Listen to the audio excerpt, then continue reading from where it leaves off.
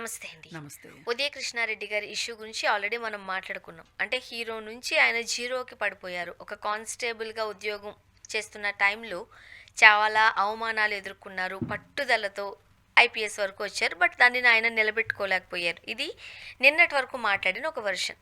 But ఇప్పుడు మాజీ CBI director గారు నాగేశ్వరరావు గారు కొన్ని వ్యాఖ్యలు చేశారు. ఇప్పుడు అది ప్రేమ వ్యవహారం ఇబ్బందికరంలోకి వెళ్ళింది, ఫెయిల్ అయింది. దాన్ని ఒక క్రిమినల్ కేసుగా చూడడం ఎంతవరకు కరెక్ట్? ఎప్పుడైతే ఆయన మీద ఒక ఆరోపణ వచ్చిందో దర్యాప్తు పూర్తి కాకుండానే సస్పెండ్ చేయడం పలు ప్రశ్నలకు తావెత్తుతోంది. న్యాయం అనేది సమన్యాయం జరగాలి. అటువైపు కూడా ఏం జరిగిందో తెలుసుకోవాలి. ఇద్దరికి వేటు పడితే కనుక ఇద్దరి మీద పడాలి ఆయన వ్యాఖ్యల్లోని సారాంశం. సో ఇంకొక వర్షన్ మనం చూస్తున్నాం. ఏమంటారు? నేను దీనిలో కొంచెం అర్ధసత్యాలు ఉన్నాయి అన్నట్లు అనిపిస్తుంది. ఎందుకంటే ఇప్పుడు ఇద్దరు వ్యక్తులు ఆడ మధ్య కావచ్చు, మగ మధ్య కావచ్చు, ఆడ మధ్య కావచ్చు, రిలేషన్షిప్స్ ఉంటాయి. ఎల్జిబిటిక్యూ అంటే అదే కదా. అవును. అయితే ఏ రిలేషన్లోనైనా వెళ్ళేటప్పుడు ఇష్టంతోనూ ప్రేమతోనూ చాలా ఉత్సాహంతోనూ వెళతారు. ఆ రిలేషన్షిప్లోకి వెళ్ళిన తర్వాత అక్కడ ఏమైనా ఒడిదుడుకులు వచ్చినా, మొహం మొత్తినా, కోపం వచ్చినా, విభేదాలు వచ్చినా ఆ రిలేషన్షిప్లోంచి బయటకు వచ్చేస్తారు. బయటకు వచ్చేసే హక్కు ఎవరికైనా ఉంది. ఇప్పుడు పెళ్లి నుంచే వచ్చేసే హక్కు ఉన్నప్పుడు విడాకుల ద్వారా రిలేషన్షిప్ నుంచి బయటికి రాలేరా అండి? రావచ్చు. కానీ అది ఎలా ఉండాలి అంటే ఎంట్రీ ఎంత సంతోషంగా అయ్యిందో ఎగ్జిట్ కూడా అలానే ఉండాలి. అలాగే మర్యాదపూర్వకంగా. ఇప్పుడు సంతోషం ఉండొచ్చు, ఉండకపోవచ్చు. కనీసం మర్యాద పాటించడానికి వచ్చిన ఇబ్బంది ఏంటి చెప్పండి? ఒక మర్యాదగా రిలేషన్షిప్లోంచి బయటికి రావచ్చు కదా. అలాగే ఈ బయటికి వచ్చే ప్రాసెస్లో ఈ గందరగోళం జరిగే పరిస్థితుల్లో ఎట్టి పరిస్థితుల్లోనూ సంయమనం కోల్పోకుండా భావోద్వేగాలను అదుపు చేసుకుంటూ చట్టపరంగా ఏ తప్పు ఏ పొరపాటు చేయకోకుండా ఆ రిలేషన్ నుంచి బయటికి రాగలగాలి. ఇది అసలైన విధానం. అంటే ఇప్పుడు నాకు లేబుల్స్ చేయొద్దండి. నేను ఇప్పుడు ఒక రకంగా నేను ఏమైనా కొన్ని మాటలు మాట్లాడినప్పుడు ఇమ్మీడియట్గా నేను అలర్ట్ అయిపోయి నేను అది కాదండి, నా ఉద్దేశం అది కాదండి అని చెప్పుకోవాల్సిన పరిస్థితి వచ్చింది. ఎందుకంటే ఇప్పుడు చాలామంది నేను మాట్లాడిన మాటల్ని వక్రీకరించి వీడియోలు చేసి పండగ చేసుకుంటున్నారు. అందుకని వాళ్ళకి నేను మేత అవ్వదలుచుకోలే. నేను చెప్పాలనుకునేది ఏంటి అంటే వివాహేతర సంబంధం తప్పు కాదు, ఇద్దరు మేజర్ల మధ్య లైంగిక సంబంధాలు తప్పు కాదు అని చెప్పి సుప్రీంకోర్టు తీర్పిచ్చింది. ఈ పరిస్థితుల్లో అనుకోకుండా ఒక సంబంధంలోకి వెళ్ళారు.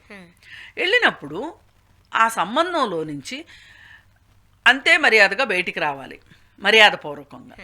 అలా కాకుండా ఆ రిలేషన్లో ఉన్నప్పుడు వ్యవహరించే తీరు ఉంది చూసారా, అది కాస్త ఇబ్బంది.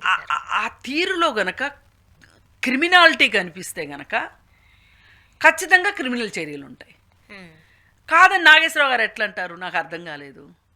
ఆయన అదేంటి ఆయన ఏంటండి సిబిఐ మాజీ డైరెక్టరు. ఆయనకి నేను చెప్పాలా తాతకు దగ్గులు నేర్పినట్టు? ఇప్పుడు ఆయన చేసిన తప్పు ఏంటంటే వీళ్ళ రిలేషన్లో ఎన్ని అవకతవకలన్నా ఉండనివ్వండి, ఏమన్నా ఉండనివ్వండి, వాళ్ళ భర్తకి ఈయన కొన్ని వీడియోలు షేర్ చేశాడు.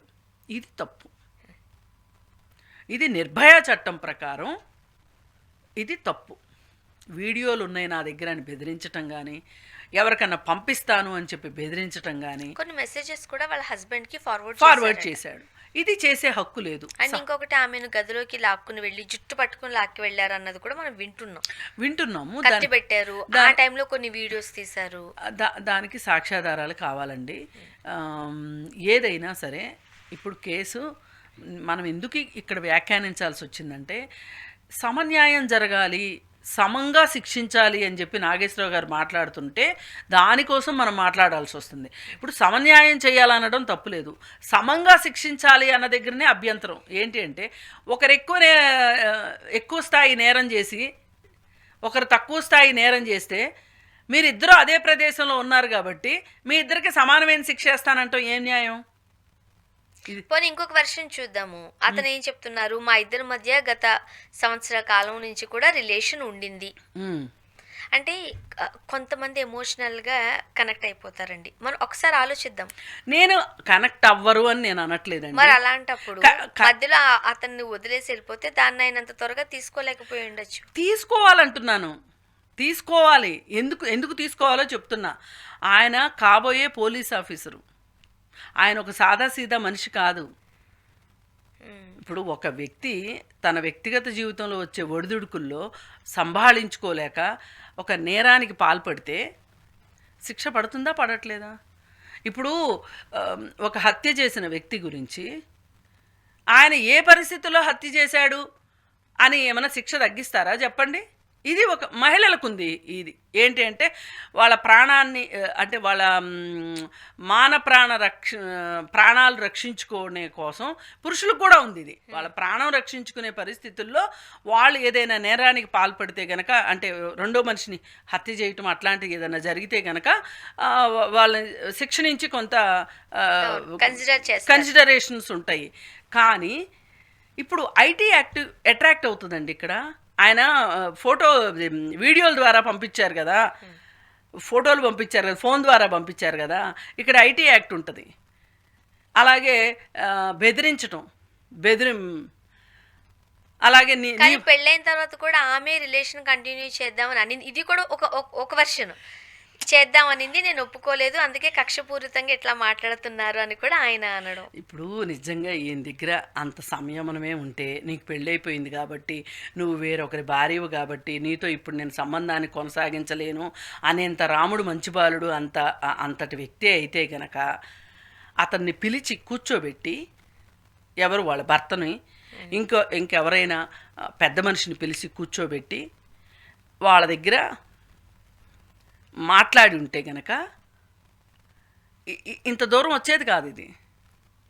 పైగా ఈ వ్యక్తి ఒక ఉత్తరం రాసి ఆత్మహత్య చేసుకున్నాడు అని భ్రమ కల్పించేలాగా చేసి హాస్పిటల్లో జాయిన్ అయ్యేటట్లు చేసి ఆత్మహత్యాయత్నం చేశాడు అని చెప్పి ఈ జరిగిన దానికి ఈ అన్యాయాన్ని భరించలేక ఆత్మహత్యకి పాల్పడ్డాడు అని చెప్పి ఒక సింపతి కార్డు తెచ్చుకోవటం కోసం ఇంత నాటకం ఆడి చివరికి డాక్టర్లు ఏమీ విష పదార్థాలు లేవు అని చెప్పిన తర్వాత తప్పనిసరి పరిస్థితుల్లో నేను ఎక్కువ తాగేశాను, తాగిన మత్తులోనే నేను ఆ లెటర్ రాశాను అని చెప్పటం, రాసి ఉండొచ్చు అని చెప్పి మాట్లాడడం ఎంత తెలివితేటలుగా అనిపిస్తున్నాయండి. ఇక్కడ అతి తెలివి కాదు ఇది, తెలివి కాదు ఇది, అతి తెలివి, చాలా అతి తెలివి ఉంది ఇతనికి. ఇప్పుడే కాదు, మనం ఇంతకుముందు కూడా మాట్లాడుకున్నాం.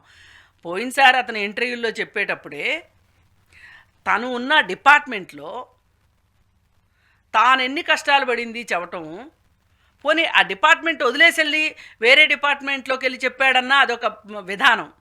మళ్ళీ నువ్వు ఇప్పుడు ఐపీఎస్ అయ్యావు, నీ డిపార్ట్మెంట్ గురించే నువ్వు ఈ విధంగా మాట్లాడటం ఎంతవరకు కరెక్ట్? అసలు నీ దగ్గర భావోద్వేగాలను అదుపు చేసుకునే తెలివితేటలే, ఆ నిగ్రహ శక్తే నీ దగ్గర లేదు, సంయమనం పాటించడం లేదు నీకు. ఆమెను పెళ్లి చేసుకోవాలనుకున్నావు, ఆమె నీకు వేరే అమ్మాయితోటి రిలేషన్షిప్ ఉంది అని చెప్పి ఆ అమ్మాయి భావించి పెళ్లి చేసుకుంది అని చెప్తున్నావు నువ్వు. ఆ తర్వాత ఆమెకు తెలిసింది నాకు ఆ అమ్మాయితో రిలేషన్ లేదని, అందుకే నువ్వంటే నాకు ఇప్పటికే ఇష్టం అని చెప్పింది. వీటన్నిటికీ ఏంటి ఆధారాలు ఏంటి? ఎవరైనా సరే పెళ్ళి అయిపోయిన తర్వాత ఆమెకి ఇప్పుడు ఇతను వద్దనుకునే కదా అతన్ని పెళ్లి చేసుకుంది. కానీ కేసు పెట్టిన తర్వాత ఆమె ఎక్కడికి వెళ్ళిపోయారు, లేకపోతే అసలు లేరు, ఆమె ఎక్కడున్నారో కూడా ఎవరికి తెలియట్లేదు. ఆమె మనందరికి తెలియాల్సిన అవసరం లేదండి, అసలు ఆమె పేరు కూడా బయట పెట్టాల్సిన అవసరం లేదు. అందుకని ఏంటంటే ఇక్కడ మాట్లాడుకోవాల్సింది ఏంటి అంటే, నీకెంత కష్టం అన్నా రానివ్వు, నువ్వు మోసపోయే ఉండొచ్చు, కానీ నువ్వు ఏ స్టెప్స్ తీసుకున్నావో దాన్ని బట్టి నీకు శిక్ష పడుతుంది. ఇది ఒక ఐపీఎస్ ఆఫీసర్కి చెప్పాల్సిన మాట కాదు ఇది. అంటే అతను కొన్ని సందర్భాల్లో సగటు మానవుడి కంటే, సగటు మనిషి కంటే కూడా అల్పంగా ఆలోచిస్తున్నాడు అనేది అర్థమైంది. ఇప్పుడు మీకంటే నాకంటే ఆయనకి చట్టం బాగా తెలుసు కదా. అవును.